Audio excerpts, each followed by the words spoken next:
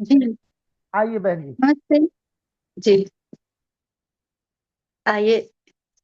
बड़ा ही सुंदर भाव है। प्रभु हर दिल में वास करता है। प्रभु हर दिल में वास करता है। जर्रे जर्रे में वो समाया है। प्रभु हर दिल में वास करता है। उसकी महिमा को जानते ही नहीं। उसकी महिमा को जानते ही नहीं। जिसने संसार ये रचाया है। नीले नभ में ये सितारे देखो। बड़े रंगीन नजारे देखो। चांद सूरज के इशारे देखो। बहती वायु के फुवारे देखो। कहीं बादल की गरज, कहीं बिजली की लरज। कहीं बादल की गरज, कहीं बिजली की लरज। ये करिश्मा भी क्या दिखाया है। प्रभु हर दिल में वास करता है। प्रभु हर दिल में वास करता है। लाखों रंगों से ये रंग दीन सुमन। जिसकी खुशबू से महकता है चमन। पत्ते पत्ते की अलग है कतरन। वाह जगदीश तुम्हें है धन्य। फूल पत्ती वो लता दे रही तेरा पता। फूल पत्ती वो लता दे रही तेरा पता। सबके आंचल में तू ही समाया है। प्रभु हर दिल में वास करता है। प्रभु हर दिल में वास करता है। ऊंचे सैलों की निराली सी छटा। जिन पे छाई है सुनहरी ये घटा। कहीं ऊंचे है बर्फ के टीले। सुर्ख अग्नि की कहीं जलती लटा। कहीं नदियों का मिलन, कहीं सागर ने नमन। कहीं नदियों का मिलन, कहीं सागर ने नमन। तुझे करने को सर झुकाया है। प्रभु हर दिल में वास करता है। प्रभु हर दिल में वास करता है। सारी सृष्टि को रचाने वाला। सबको दुखों से बचाने वाला। पापी दुष्टों को रुलाने वाला। नए नित नाच नचाने वाला। कोई क्या जान सके नहीं पहचान सके। कोई क्या जान सके नहीं पहचान सके। बड़ी बेमोल उसकी माया है। प्रभु हर दिल में वास करता है। प्रभु हर दिल में वास करता है। प्रभु हर दिल में वास करता है। धन्यवाद। नमस्ते। आइए आचार्य प्रभामित्र जी, योग दर्शन पर पिछले लगातार 3 दिनों से आप सुन रहे हैं। और ऑस्ट्रेलिया में एक लंबा प्रवास, मॉरिशस में एक लंबा प्रवास, पुनः भारत की धरती पर आप में आचार्य प्रभामित्र जी। जी, सभी को सादर अभिवादन, नमस्ते। आइए हम सब मिलकर के मंत्र पाठ कर लें। ओम सहना भवतु, सहनौ भुनक्तु, सह वीर्यं करवावहै, तेजस्विनावधीतमस्तु मा विद्विषावहै। ओम शांति शांति शांति। सभी को पुनः अभिवादन, नमस्ते। सर्वमान्य श्री आर्यरत्न लखनलाल आर्य जी, आदरणीय डॉक्टर वेद प्रकाश शर्मा जी, आदरणीय श्री अनिल नरूला जी, आदरणीय अर्जुन कालरा जी, माता उषा जी, श्री प्रेम सचदेवा जी, पंडित चंद्रशेखर शर्मा जी, सुनील खुराना जी आदि सभी महानुभाव। बड़ा ही सुंदर अभी भजन की श्रृंखला चल रही थी। और भजनोपदेशक बरेली से थे। क्या नाम था उनका? नेत्रपाल जी, नेत्रपाल जी। हाँ, श्री नेत्रपाल जी बड़ा सुंदर भजन गा रहे थे। तत्पश्चात आचार्य आवृत्ति जी ने कुछ पंक्तियां गुनगुनाई, बड़ा सुंदर मधुर भजन हम लोगों ने श्रवण किया। आइए थोड़ी से समय में कुछ योग दर्शन पर जो चर्चा हम सुन रहे हैं उसको आगे बढ़ाते हुए आज के प्रसंग को हम आगे ले चलते हैं। तो कल हमने यहाँ पर छोड़ा था कि परमात्मा का नाम ओम है, और ओम प्रणव, प्रणव भी कहते हैं ओम भी कहते हैं। प्रणव, उसका अर्थ सहित हमें जप करना चाहिए। तस्य वाचकः प्रणवः तज्जपस् तदर्थ भावनम, यहां तक बातें आई थी। तो परमात्मा के ओम का नाम का अर्थ के साथ जप करने से क्या लाभ होगा, आज इस विषय पर चर्चा करेंगे। कल कुछ बातें आई थी और कुछ प्रश्न भी आज व्हाट्सएप पे पंडित चंद्रशेखर शर्मा जी ने भी कुछ डाला है, और इस विषय में आदरणीय डॉक्टर वेद प्रकाश शर्मा जी कुछ बातें अंत में कही थी महर्षि दयानंद के बारे में, कि महर्षि दयानंद सरस्वती दोनों प्रकार के योगी थे। बिल्कुल उनका चिंतन सराहनीय है, और भव प्रत्यय और उपाय प्रत्यय, कि महर्षि दयानंद घर छोड़े थे तो इसका मतलब है कि वैराग्य उनके जीवन में बाल्यकाल में ही आ गया था और पिछले संस्कार उभर करके आया था, लेकिन चित्त को लय, प्रकृति लय वो नहीं कर पाए। गुरु को ढूंढा और अभ्यास किया तो फिर वो समाधि में गए। तो ये कहा जा सकता है कि भव प्रत्यय आरंभ में थे, लेकिन उसको उपाय प्रत्यय से फिर उनको पूरा किया उन्होंने, हम कह सकते हैं, इसमें कोई दो राय नहीं। अब प्रश्न यहाँ पर पंडित चंद्रशेखर शर्मा जी का आया था कि भगवान कृष्ण और महर्षि दयानंद ये किस प्रकार के योगी थे। तो महर्षि दयानंद जी के बारे में जैसा कि आदरणीय वेद प्रकाश शर्मा जी ने भी कहा, और मैं भी इस बात का समर्थन करता हूं, तो दोनों प्रकार के मान सकते हैं। प्रारंभिक तो उनका उपाय भव प्रत्यय योगी ही हमें मानना चाहिए, और भगवान कृष्ण को भव प्रत्यय योगी विदेह प्रकृति लया नाम हमें कहना चाहिए, क्योंकि कोई भी महापुरुष भगवान कृष्ण के जैसा योगी, योगेश्वर, और भगवान राम के जैसा योगेश्वर यदि कोई व्यक्ति हुए हैं इस धराधाम पर, तो उनके कई जन्मों के पुण्य कर्म, निष्काम कर्म, योगाभ्यास वो उनके साथ आया है, और संसार में आते ही वो अपने चित्त को ले किया समाधि दशा में गए। ऐसे गुरुकुल में भगवान राम भी गए, भगवान कृष्ण भी गए, लेकिन योग की दृष्टि से कहा जाए तो मेरे दृष्टि में तो यही है कि भगवान कृष्ण भव प्रत्यय योगी थे। उपाय प्रत्यय योगी कहना चाहे तो कोई कह सकते हैं, क्योंकि महर्षि दयानंद को भी मैंने कल कहा था भव प्रत्यय योगी, क्योंकि पूर्ण रूप से नहीं, लेकिन पिछले जीवन का संस्कार आया था और संसार को देख करके वैराग्य भाव उत्पन्न हुआ। इस प्रकार से हमें मानना चाहिए। अब प्रश्न यहाँ पर खड़ा होता है कि ओम का जप हमें करना चाहिए अर्थ के साथ। तो अर्थ के साथ ओम का जप हमें करने का विधा क्या है, कैसे जप करें।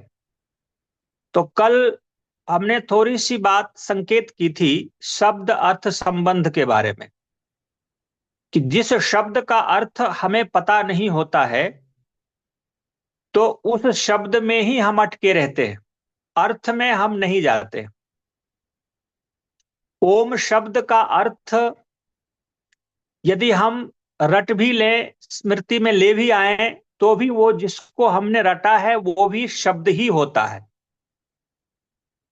जैसे ओम का अर्थ होता है रक्षक, सर्वव्यापक, आनंद घन, अब ये आनंद भी शब्द ही है, सर्वरक्षक भी शब्द ही है, व्यापक इस शब्द में ही हम रहते। तो ओम का जप, प्रणव का जप हमें करना है और थोड़ा सा गैप देना चाहिए। ये मैं अपने अनुभूति से बता रहा हूं कि ओम का जप करें और थोड़ा रुक जाएं, उसके अर्थ पर विचार करें कि वो रक्षक है, तो रक्षक में ना अटकें, रक्षक से आगे बढ़ें कि वो मेरी रक्षा कर रहा है, मैं सुरक्षित हूं, ये अनुभूति में ले आइए। तो अर्थ के साथ आप जुड़ गए। परमात्मा ओम का जप करे, ओम बोले, मानसिक या वाचिक या उपांशु, और रुक जाए। फिर आनंद घन है, अब यहां नहीं रुकना है, मुझे आनंद मिल रहा है, मैं आनंदित हूं, ऐसा अनुभव करिए। तो अर्थ के साथ आप अभ्यास करेंगे तो अर्थ के साथ जुड़ेंगे और फिर वो आनंद की अनुभूति भी अनुभव थोड़ी थोड़ी होने लग जाएगी अभ्यास से। तो महर्षि पतंजलि कहते हैं तस्य वाचकः प्रणवः तज्जपस् तदर्थ भावनम। प्रणव का जप करें अर्थ की भावना के साथ, अर्थ के साथ नहीं कहा, अर्थ भावनम। अब इस पर विचार करते हैं।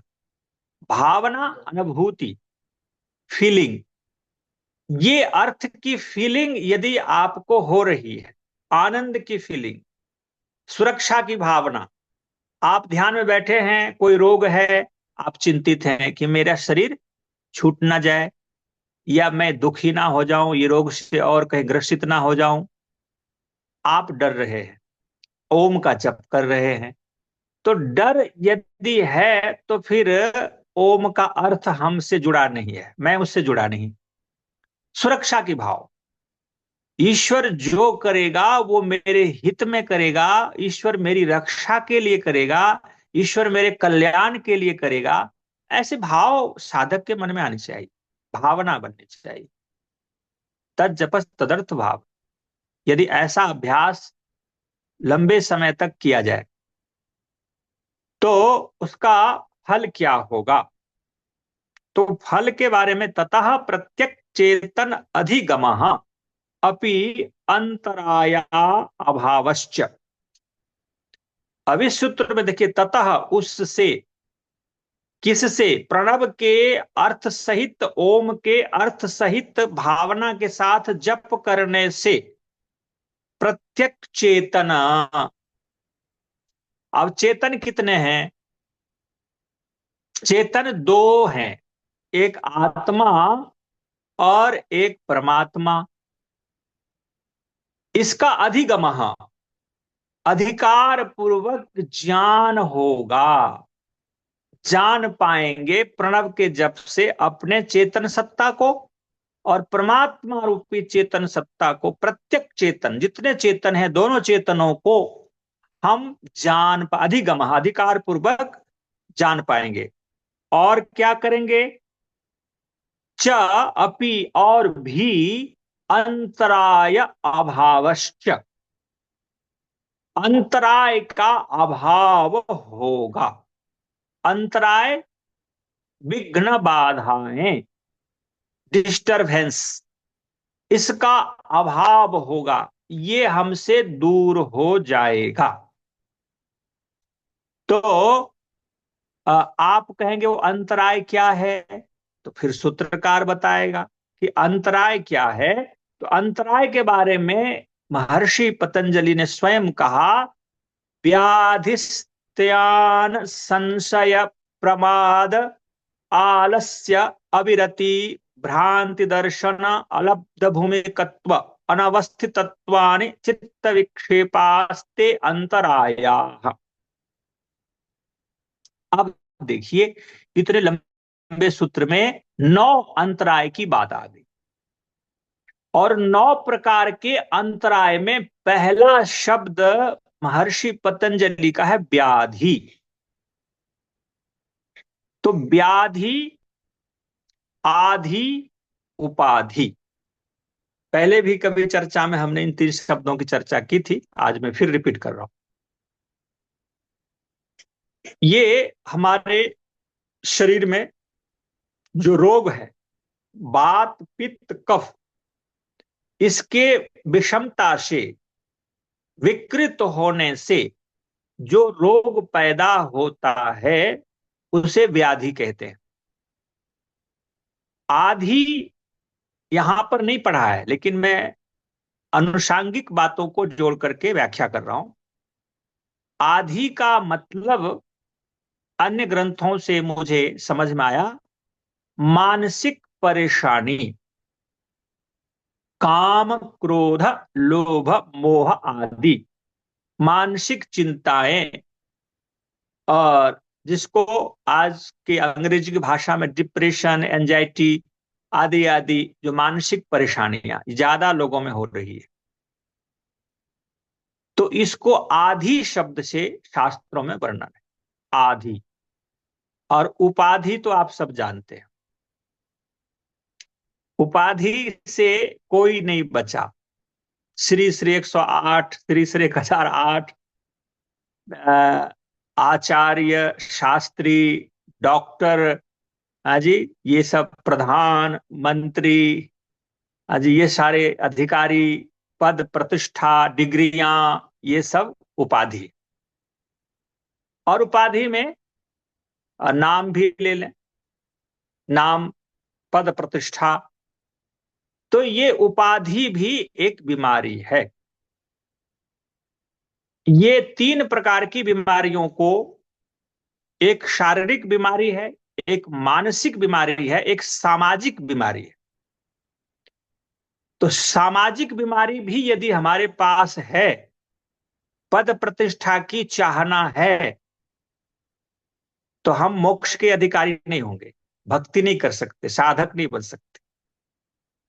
पद प्रतिष्ठा को हटा देना पड़ता है, अपने को छोटा मान करके, एक आत्मा मान करके जीना पड़ता है।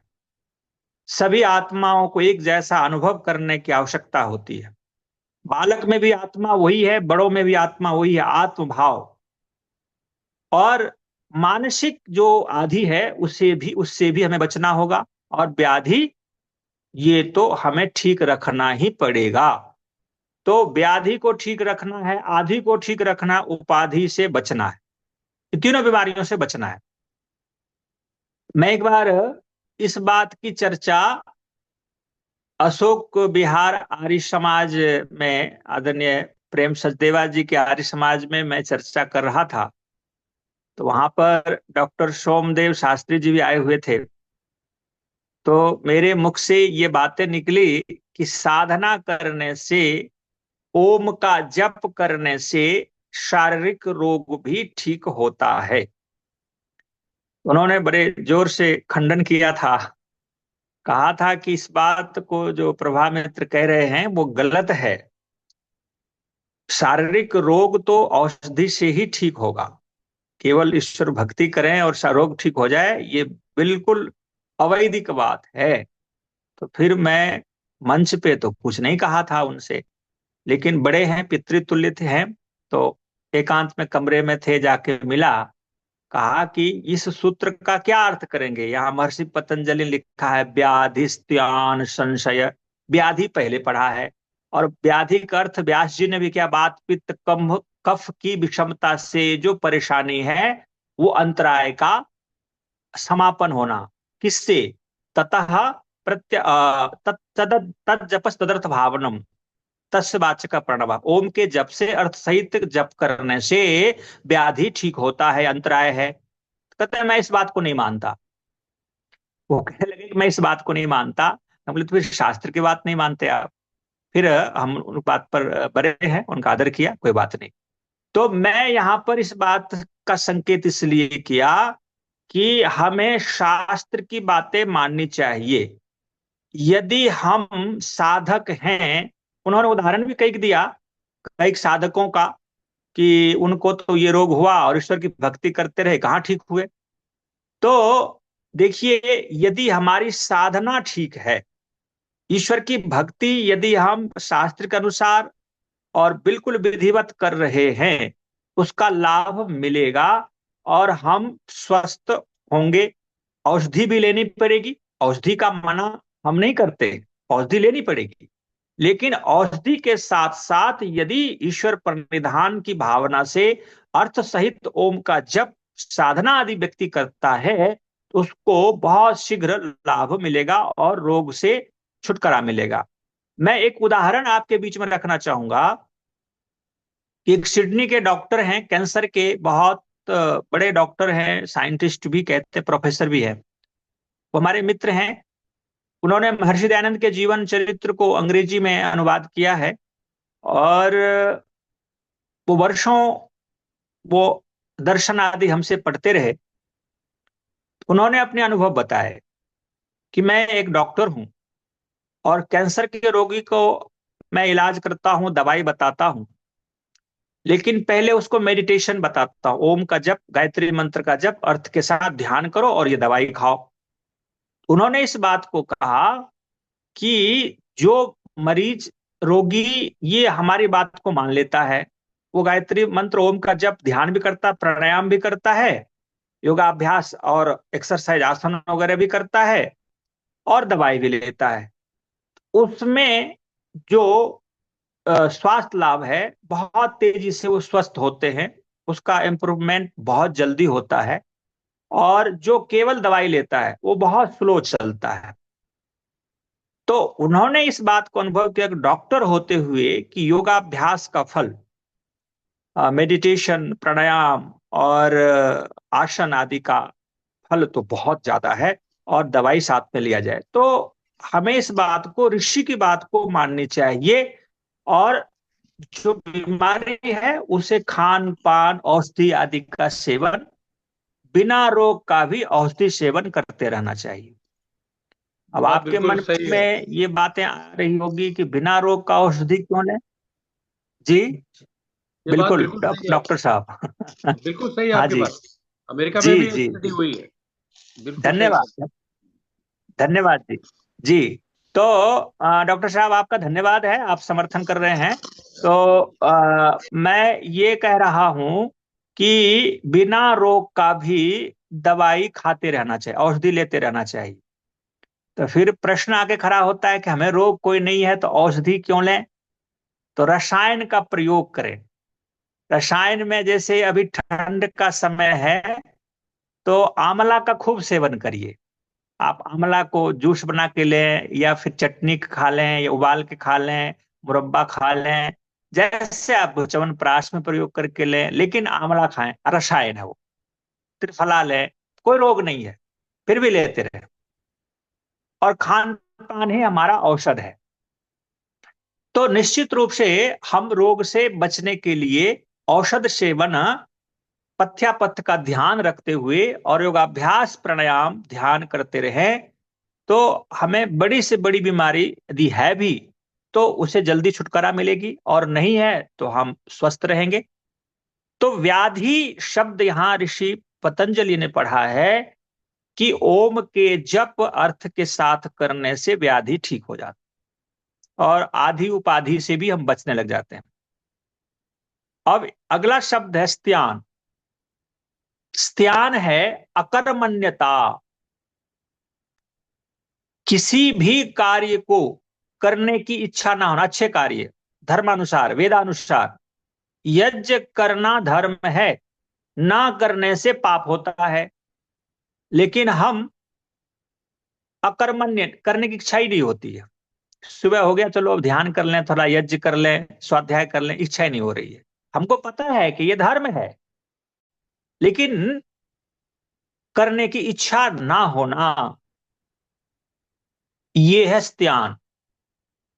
और ये भी अंतराय है। यदि आप ओम का जप, गायत्री मंत्र का जप अर्थ के साथ, भावना के साथ आप करते हैं तो आपके मन में जो अकर्मण्यता है, धर्म के कार्यों में रुचि पैदा नहीं हो रही, अरुचि है, वो रुचि बनने लग जाएगी कि नहीं नहीं, मुझे साधना करनी चाहिए, मुझे यज्ञ करना चाहिए, यज्ञ नहीं छोड़ना है। सब कुछ छूट जाए लेकिन हवन नहीं छोड़ सकते, ईश्वर का ध्यान नहीं छोड़ सकते, वेद का स्वाध्याय नहीं छोड़ सकते, आपकी रुचि बन जाएगी। ये स्त्यान रूपी जो बीमारी है वो दूर हो जाएगी।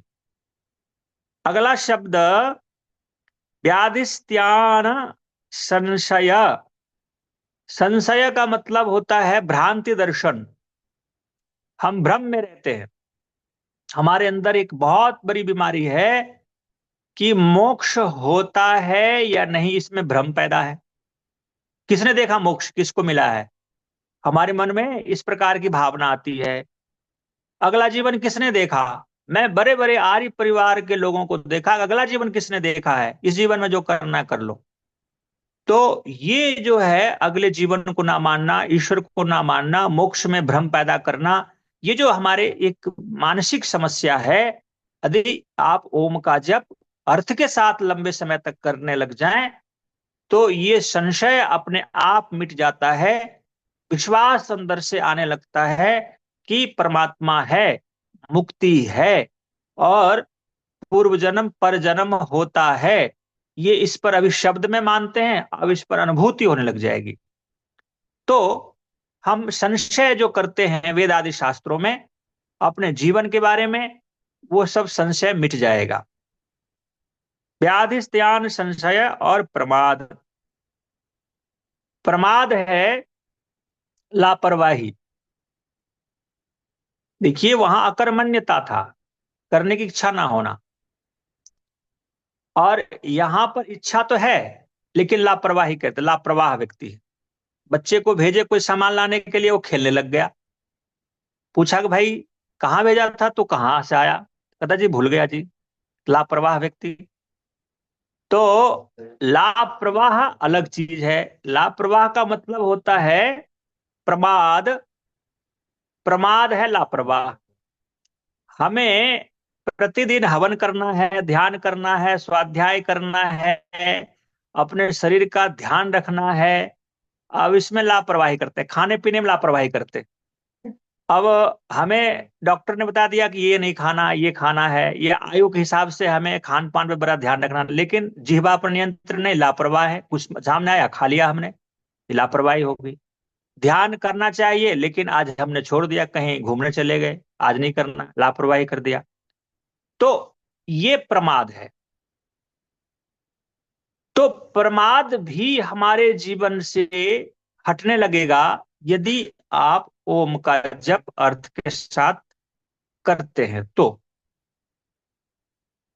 अब है आलस्य। आलस्य और प्रमाद को लोग एक ही मानता है। आलस्य अलग है। आलस्य है शरीर में भारीपन का होना, तमोगुण का बढ़ना।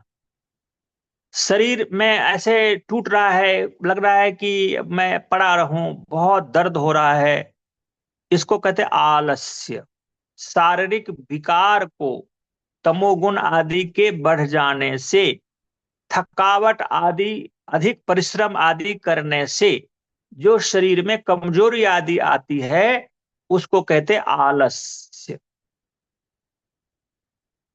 और प्रमाद हो गया लापरवाही, लापरवाह। हम ठीक है, हम बैठ सकते ध्यान में, यज्ञ कर सकते, सब साधन भी है हमारे पास, समय भी है, छोड़ो आज क्या करना, कल कर लेंगे, आज छोड़ देते हैं, कोई बात नहीं, थोड़ा लेट हो गया आज।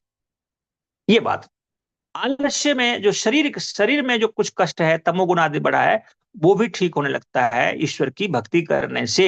तो इसलिए हमें आलस्य को भी बचने के लिए ओम का जप करना चाहिए। तो आलस्य, प्रमाद, आलस्य, अविरति। अविरति एक बहुत बड़ी समस्या है। अविरति है विषयाशक्ति। विषयाशक्ति 5 विषय हैं: रूप, रस, गंध, स्पर्श, शब्द। इन 5 विषयों के प्रति अनुराग होना, अनुरक्त होना। कोई न कोई 1-2 विषय के प्रति तो हम कमजोर हैं ही, वो छूटता ही नहीं, चाह के भी नहीं छूटता है। काम, क्रोध, लोभ, मोह आदि ये सब भी आसक्ति है, विषयाशक्ति, अविरति। और जो व्यक्ति विषय में आसक्त होगा वो साधक कैसे बनेगा?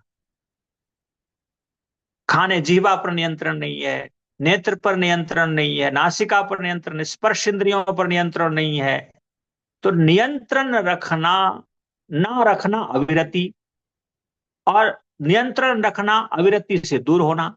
तो ओम का जप अर्थ के साथ यदि लंबे समय तक हम आप करते हैं, आपको विषयों के प्रति अरुचि पैदा हो जाएगी। जो आसक्ति थी, जो चाह के भी हम नहीं छूट सकते थे उससे, उसके गिरफ्त में थे, आप साधना के कठोर नियम का पालन करें, ओम का जप करें एक व्रत अनुष्ठान के रूप में अर्थ के साथ, आप देखेंगे कुछ ही दिनों में, मास 2 मास के अंदर आप में इतना चेंजेज आएंगे, इतना बदलाव। अरे हमारे मन में इन विषयों के प्रति इतना अनुराग हुआ करता था, आज देखो मैं इससे अलग होने में सक्षम हो गया। ये ऋषि का ये उपदेश है योग दर्शन। इसमें कहा अविरति से भी निजात हम पा लेते हैं, छुटकारा मिल जाता है। तो ये भी हमारे एक अंतराय है, एक विघ्न है, एक बाधा है अविरति। अब अगला है भ्रांति दर्शन। ये तो हो गया था। संशय, संशय हो गया कि ये चीज है या नहीं है। भ्रांति दर्शन का मतलब होता है मिथ्या ज्ञान, मिथ्या ज्ञान, उल्टा ज्ञान। संशय हो गया ये है या नहीं है, मोक्ष होता है नहीं होता है। और भ्रांति दर्शन को समझ लें कि जो वस्तु जैसा है उसे उल्टा मानना, अविद्या, विपरीत ज्ञान, ये भी समाप्त हो जाता है। अलब्ध, अलब्ध भूमिकत्व। अलब्ध भूमिकत्व का अर्थ यहां पर हमें ये लेना चाहिए कि लंबे समय से हम साधना कर रहे हैं और कुछ हाथ नहीं लग रहा है, कुछ पल्ले नहीं पड़ रहा है, तो निराशा आ जाती और व्यक्ति साधना करना छोड़ देता है। तो ऋषि कहते हैं, इसको कहते हैं अनलब्ध, अनलब्ध भूमिकत्व। अलब्ध, अलब्ध का मतलब लब्ध ना होना, प्राप्त ना होना, लंबे समय से प्रयास कर रहे हैं। तो आप करते रहें श्रद्धा से, निराश ना हो, धैर्य पूर्वक, तो ये स्थिति समाप्त हो जाएगी, एक दिन प्राप्त हो जाएगी। और अनवस्थितत्वानि, अब प्राप्त तो होता है लेकिन थोड़ी देर के लिए, जैसे आकाश में बिजली कौंधती है, चमकती है और प्रकाश एक सेकंड के लिए आया, फिर प्रकाश समाप्त हो जाता है। साधना करते हैं हम आज 20-25 साल हो गए, तो एक बार कभी ऐसी स्थिति बनती है कि लगता है कि वाह कहाँ हम आनंद में खो गए, वो स्थिति फिर से प्राप्त हो। फिर कई 15 दिन, 20 दिन, मास लग जाते, फिर परमात्मा कभी कृपा हो जाती है। मैं एक यहाँ अनुभव की बात बताऊं, कभी कभी साधना में भी राग हो जाता है, अविद्या जुड़ जाती है कि मैं तो इस स्थिति को प्राप्त करके ही रहूंगा, अब यह अहंकार आ गया बीच में, फिर नहीं मिलेगा। मैं ऐसा करता था पहले, अभी भी कभी कभी हो जाता है। तो फिर बाद में पश्चाताप होता है कि मैं साधना में राग, अविद्या, राग तो अविद्या है, राग पैदा कर लिया या द्वेष पैदा, और नहीं हुआ तो बहुत दुखी होने लग गए, मन उदास हो गया कि इतने 2-3 घंटे बैठे, स्थिति अच्छी नहीं बनी, उदास हो गए। दुखी होना, द्वेष होना, या विद्या है। अब मैं कर लूंगा ऐसे, आज तो प्राप्त करके ही रहूंगा, ये अहंकार आ गया, ये राग हो गया। तो ये समझ में बातें बहुत दिन के बाद आई कि ईश्वर पर छोड़ देना चाहिए। मैं तो यत्न किया, प्रयास किया, और ईश्वर का आनंद है, ईश्वर की जब कृपा होगी, जब मुझे पात्र समझेगा जिस समय, जिस दिन, उस दिन अपना आनंद वो दे देगा। नहीं दिया तो ईश्वर हमें पात्र नहीं समझा, इसलिए आज नहीं दिया, कोई बात नहीं, मैं अपना प्रयास नहीं छोड़ूंगा। तो स्थिति थोड़ी बनती है और फिर वो स्थिति स्टेबल नहीं रहता है, हट जाती है। तो लंबे समय तक यदि ओम का जप करते रहें, पहले तो प्राणायाम करें, प्राणायाम से अपने मन को एकाग्रचित्त करने का प्रयास करें। प्राणायाम के बाद फिर आप ईश्वर प्रणिधान की भाव में आकर के एक प्रकाश, दिव्य आनंद की अनुभूति करें कि मन वहां हृदय में कितनी देर तक टिक पाता है। और फिर उसके बाद आपका मन भाग रहा है, नहीं टिक पा रहा है, तो ओम के जप में लगा दें अर्थ की भावना के साथ। करते रहें, गायत्री मंत्र के जप में लगा दें अर्थ की भावना, घंटा 2 घंटा करें एकदम तपस्या पूर्वक, तो स्थिति अच्छी बनती है, व्यर्थ नहीं जाएगा वो, तो हमें वो लंबे समय के बाद उसका फल भी मिलेगा। अब 4 जो हैं उपविघ्न हैं, दुख, दौर्मनस्य, अंग में जयत्वा, श्वास प्रश्वास। तो दुख 3 प्रकार के होते हैं, आधिदैविक, आधिभौतिक, आध्यात्मिक। और योग दर्शन आप पढ़ रहे हैं, ये तो मैं सांख्य दर्शन की बात कर दी। इस सांख्य दर्शनकार ने 3 प्रकार के दुख बताए, और महर्षि पतंजलि योग दर्शनकार दुख 4 प्रकार के बताए। अब 4 प्रकार और 3 प्रकार, तो 3 प्रकार के दुख हम सबको पता है, सांख्य दर्शन पढ़े हैं, आधिदैविक, आधिभौतिक, आध्यात्मिक, ये दुख होते हैं। आधिदैविक दुख है जो सृष्टिजन्य दुख है, अधिक अति गर्मी, अतिवृष्टि, अधिक सर्दी, और आधिभौतिक भूत प्राणियों से। आध्यात्मिक मानसिक शारीरिक रोग या आध्यात्मिक दुख है। लेकिन योग दर्शन अभी हम पढ़ रहे हैं, योग दर्शनकार ने दुख को कहा कि अगले अध्याय में, अगले पाद में हम पढ़ेंगे, परिणाम, ताप, संस्कार, परिणाम दुख, ताप दुख, संस्कार दुख और गुणवृत्ति विरोध दुख। आगे अब चर्चा आएगी, वहां सूत्र आएगा, वहीं पर करेंगे चर्चा। तो दुख किसे छुटकारा मिलेगा? दौर मनुष्य, मन की जो चंचलता है वो आपका मिट जाएगा। अंग में जयत्वा, हमारे शरीर में कंपन जो होता है, ओम के जप से और लाभ बता रहे हैं कि शरीर में हम कभी भी स्थिर से नहीं बैठते हैं। आप देखेंगे कोई व्यक्ति नाखून अपना कुरेद रहा है, कोई पैर हिला रहे हैं, कुछ भजन गाते हैं या कोई बोलते हैं तो खूब हिलते डोलते हैं, या ऐसे कभी स्थिर नहीं बैठते। और जो व्यक्ति स्टेचू के तरह बैठ नहीं सकता, तो फिर वो तो डिस्टरबेंस है, फिर समाधि कैसे लगेगी? अंग में जयत्वा। और श्वास प्रश्वास, जिसको अस्थमा की रोग होते हैं या नहीं भी होते हैं, तो बहुत शीघ्र शीघ्र श्वास प्रश्वास चलता है, तो ये सब भी परेशानी जो शारीरिक मानसिक है ये दूर होने लग जाता है। केवल ओम के जप अर्थ के साथ करने से कितना बड़ा लाभ है। यदि हमें मोक्ष ना भी मिले तो हम स्वस्थ पूर्वक, प्रसन्नता पूर्वक जी सकते हैं, लंबी आयु प्राप्त कर सकते हैं। ये क्या कम बड़ी उपलब्धि है, बहुत बड़ी उपलब्धि है। साधना करिए, दोनों हाथ में लड्डू है।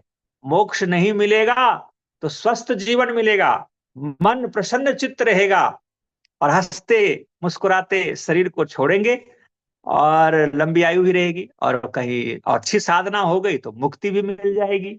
तो दोनों हाथ में लड्डू है, साधना करने में कोई घाटा नहीं।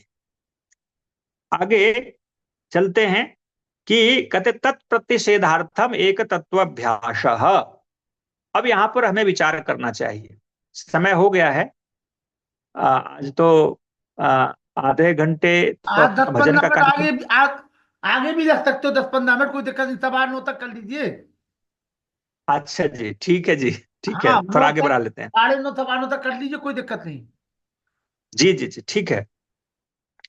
तो कहा तत्प्रतिषेधार्थम एक तत्व अभ्यास। अब एक तत्व के बारे में विचार कर ले हैं कि एक तत्व कौन है। 3 हम त्रैतवादी हैं, ईश्वर, जीव और प्रकृति को मानने वाले लोग हैं। अब इन तीनों पदार्थ में, ये 3 जो पदार्थ हैं, इन तीनों में एक तत्व कौन है? तो ईश्वर है। जीवात्मा अनंत है, प्रकृति 3 भाग में डिवाइड है, सतोगुण, रजोगुण, तमोगुण। परमात्मा अखंड एक रस एक तत्व अभ्यास। तो महर्षि पतंजलि बहुत बड़े दार्शनिक थे, वैज्ञानिक थे। उन्होंने शब्द का जो चयन किया है तत्प्रतिषेधार्थम, वो विघ्न उपविघ्न अंतराय जो डिस्टरबेंस ऊपर में बताया गया, उसका प्रतिषेध करना चाहते हैं, उससे बचना चाहते हैं, एक तत्व का अभ्यास ओम का अर्थ सहित प्रणव परमात्मा जो आनंद घन है उसका अभ्यास करना पड़ेगा, उसका ध्यान करना पड़ेगा। एक तत्व वही ब्रह्म है, तो ये प्रतिषेध हो जाएगा। तो परमात्मा और ओम भी एकाक्षर ओम है, ये आप लोग जानते हैं। ऐसे 3 अक्षर से ओम बना है, आकार उकार मकार। लेकिन अभी हमने कहा एकाक्षर ओम, एक तत्व। एकाक्षर ओम क्यों कह रहे हैं? क्योंकि अ और उ दोनों स्वर वर्ण है, दोनों को मिलाकर के ओ हो जाता है। और मां जो है वो हलंत है, उसकी काउंटिंग नहीं होगी, उसकी गिनती नहीं करेंगे, क्योंकि हलंत वर्ण का गणना नहीं की जाती है। और 2 स्वर मिलकर एक स्वर हो गया, एक अक्षर ओम। ऐसे जब तोड़ेंगे तो 3 भाग में डिवाइड हो जाएगा। एक तत्व का अभ्यास हमें करना चाहिए, ब्रह्म का अभ्यास। ब्रह्म सर्वव्यापक है, एक तत्व है, एक रस है, और हमारे हृदय में वो तो है, सब जगह है। अब मन को प्रसन्न किए बिना, मन को प्रसन्न रखे बिना हम ओम का जप नहीं कर सकते। जिस व्यक्ति का मन दुखी है, परेशान है, वो ओम की साधना कैसे कर लेंगे, ओम का जप कैसे करेंगे? तो मन की प्रसन्नता रखने के लिए महर्षि जी ने सूत्र बना दिया, चित्त प्रसादनम। तो चित्त प्रसादनम, चित्त की प्रसन्नता रखनी है, तो कहा मैत्री करुणा मुदितोपेक्षा नाम सुख दुख पुण्य पुण्य विषयानाम भावना तश्चित्त प्रसादनम। यदि आप साधक हैं, साधना करना चाहते हैं, इन बातों को, ऋषि की बातों को ध्यान रखना चाहिए, जीवन में अपनाना चाहिए। मैत्री, मित्रता करना। किससे करेंगे मित्रता? तो सुखी व्यक्ति के साथ। करुणा की भावना रखना, करुणा की भाव में जीना, करुणा करना। किसके साथ? दुखी व्यक्ति के साथ। और मुदित, प्रसन्न भाव में रहना, पुण्यात्माओं को देखकर खुश होना। और उपेक्षा की भावना रखना, पाप आत्माओं के प्रति, पाप आत्माओं का, दुरात्माओं का कभी दर्शन हो जाता है, उससे दूरी बना लेना, उपेक्षा करना। यदि आप साधना करना चाहते हैं तो ऋषि की बातों को गांठ बांधनी पड़ेगी। इन 4 बातों को हमें ध्यान रखना है अपने चित्त के प्रसन्नता के लिए। और चित्त हमारा जब प्रसन्न होगा तो हम साधना कर पाएंगे, ओम का जप कर पाएंगे, और ऊपर जो लाभ बताएगा वो लाभ हम ले पाएंगे। तो मित्रता करनी है सुखी व्यक्ति के साथ। संसार में सुखी कौन है? तो मैं तो यही कहता हूं कि संसार में जिनके पास 4 चीजें हैं वो संसार में सुखी होते हैं। जो शरीर से बलवान है, आत्मा से बलवान है, और ऐश्वर्य से बलवान है, और धर्मात्मा है। मन, कहते हैं जो व्यक्ति अपने जीवन में इन 4 गुणों को धारण कर रखा है वो संसार में सुखी है।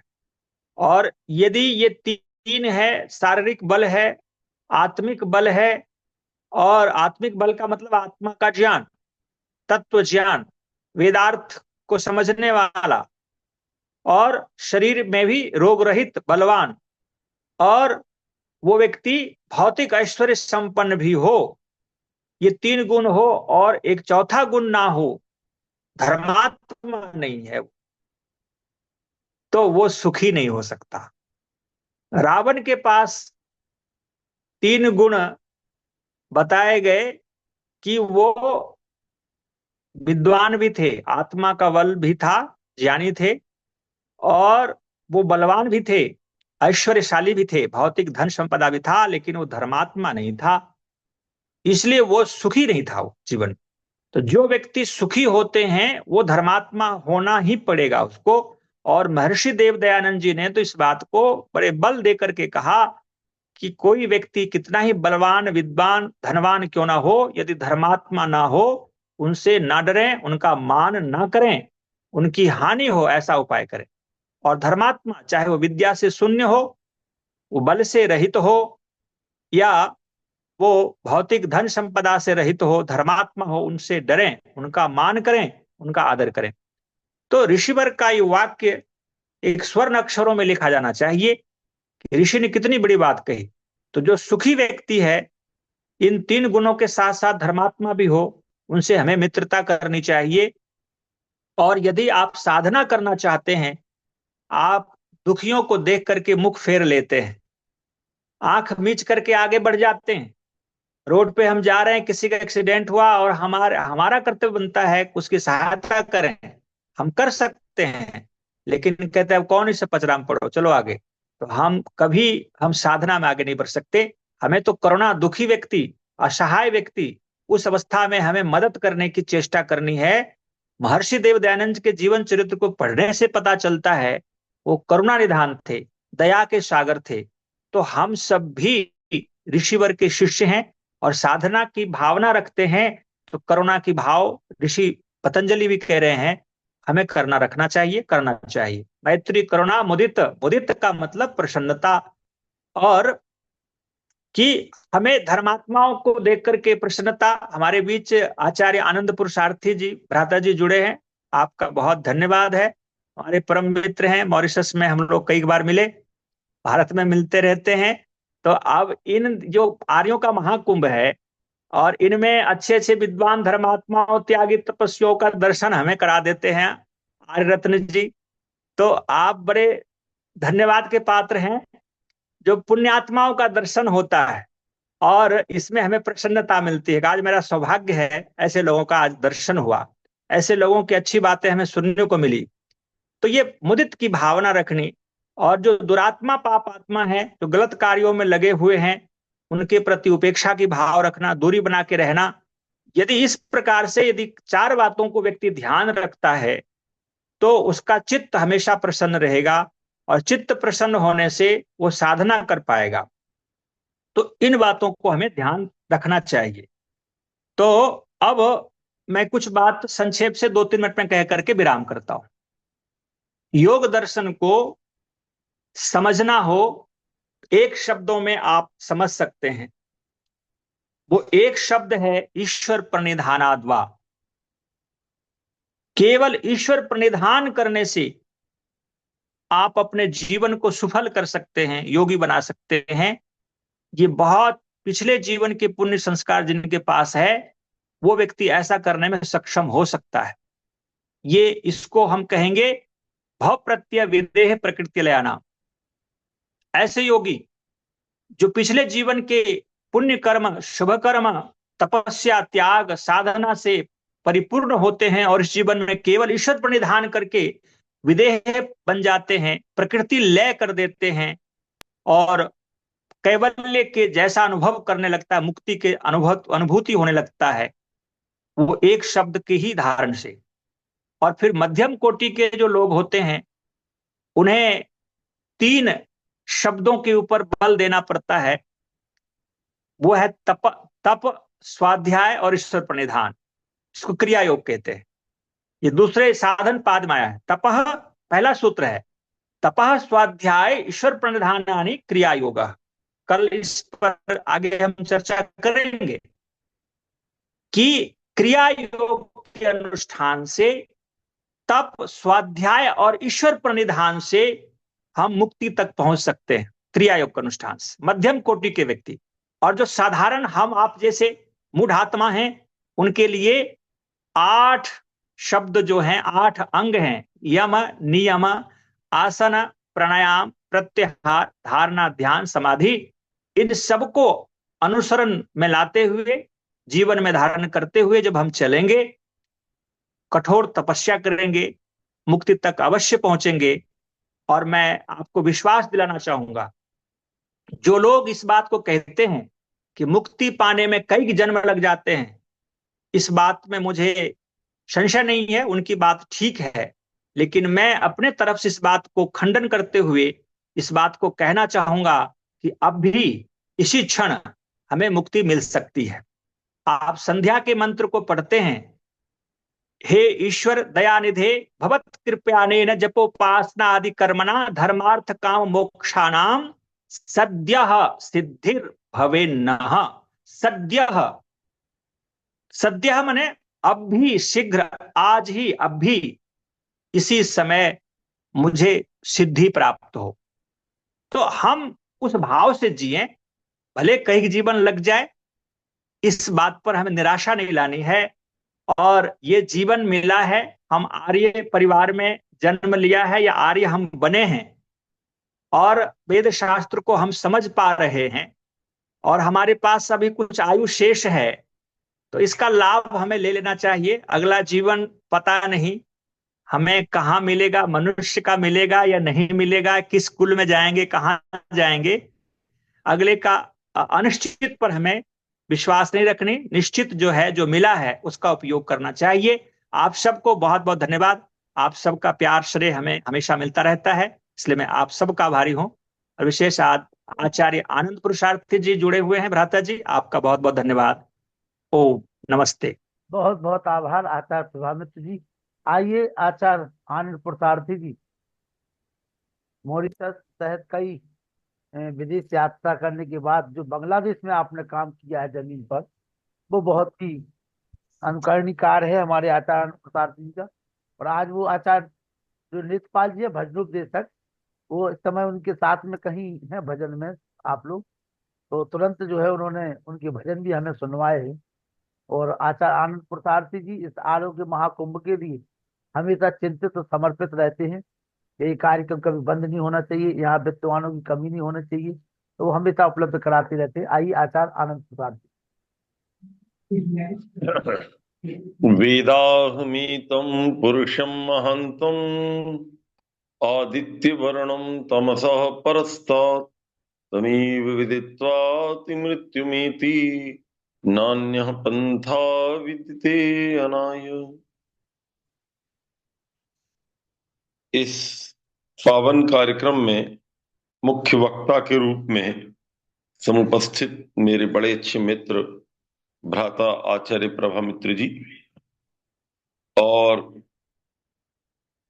इसमें अपनी गरिमामयी उपस्थिति दर्ज करा रहे श्री अर्जुन कालरा जी, नरूला जी, शुक्ला जी, श्री भ्राता शर्मा जी, दयानंद आर्य जी, इसके अतिरिक्त भी बहुत अच्छे अच्छे महानुभाव प्रेम सचदेवा जी, और इसके बाद सुनीता खुराना जी और सियाराम श्रीवास्तव जी, और भी जितने महानुभाव जुड़े हुए हैं, मैं आप सबका अभिनंदन करता हूं। भ्राता जी का प्रवचन बड़ा मार्मिक चल रहा था और बड़े आध्यात्मिक विषय पर चल रहा था।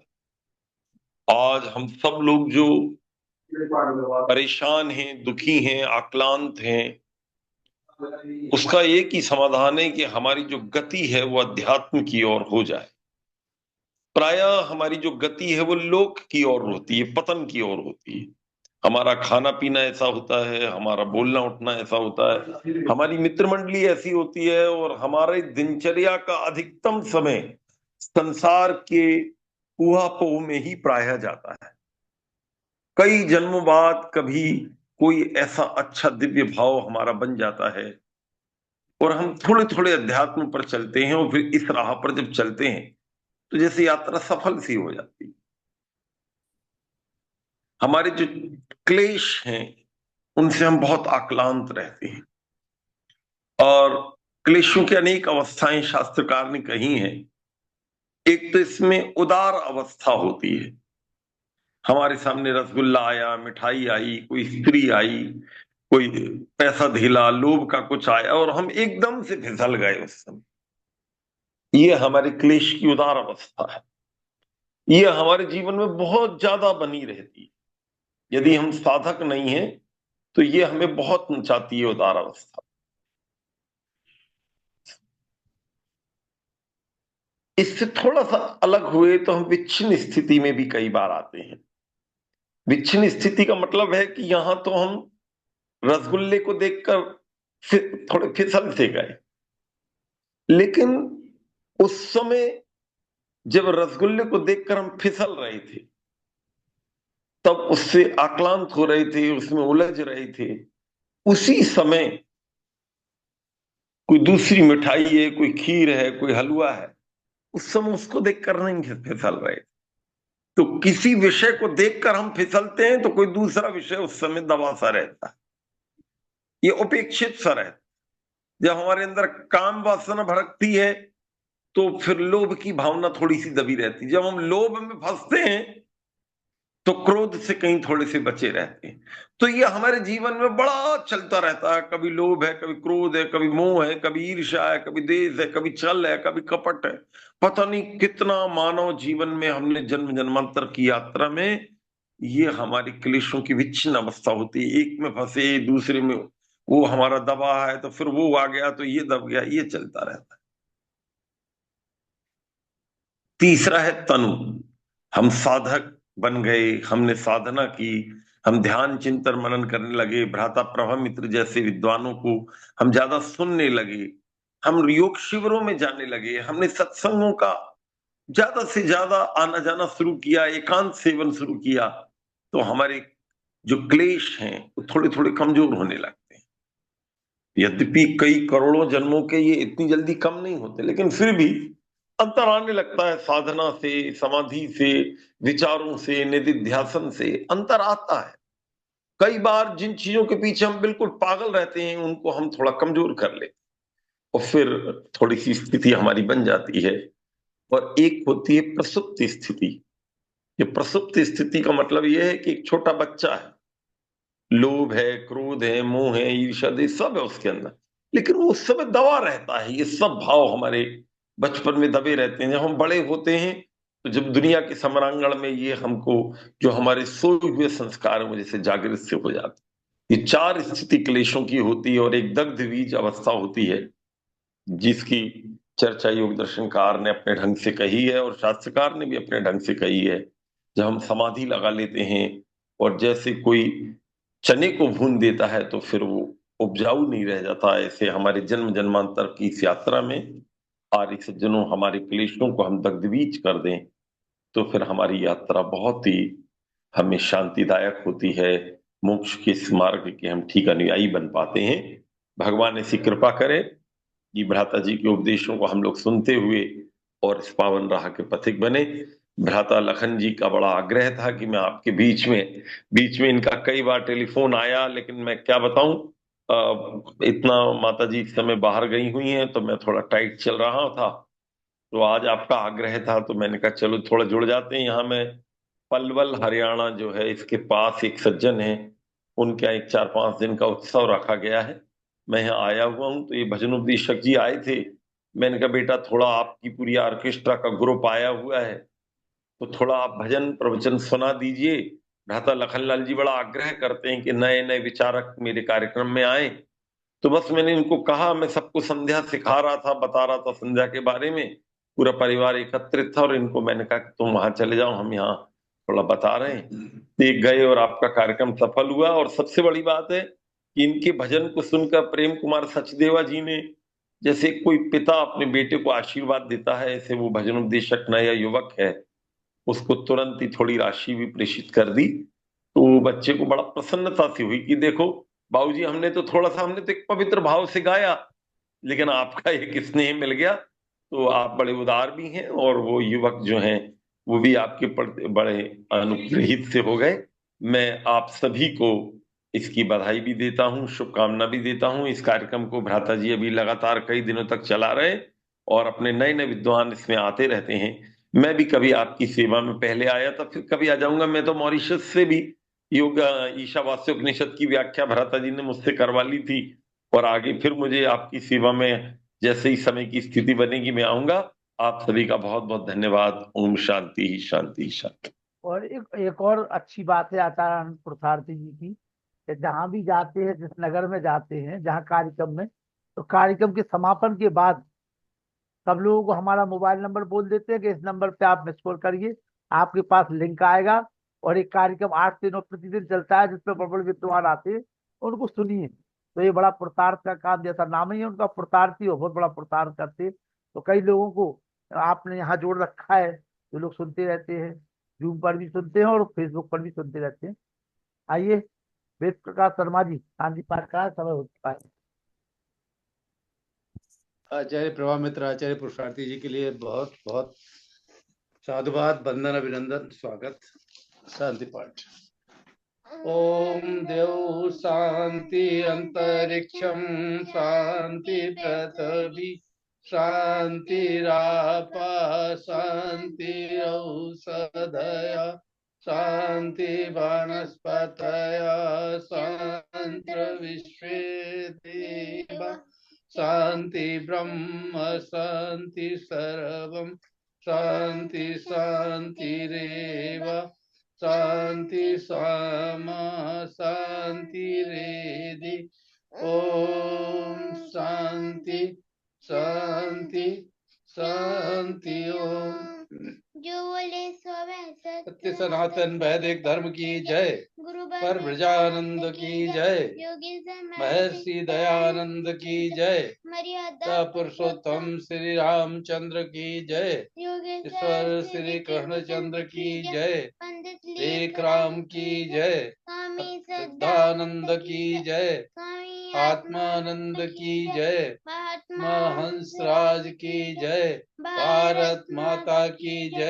गौ माता की रक्षा हो, पालन हो, आर्य समाज अमर रहे, वेद की ज्योति जलती रहे, ओम का झंडा ऊंचा रहे, आर्यों के महाकुंभ और भारत को समझो अभियान की जय।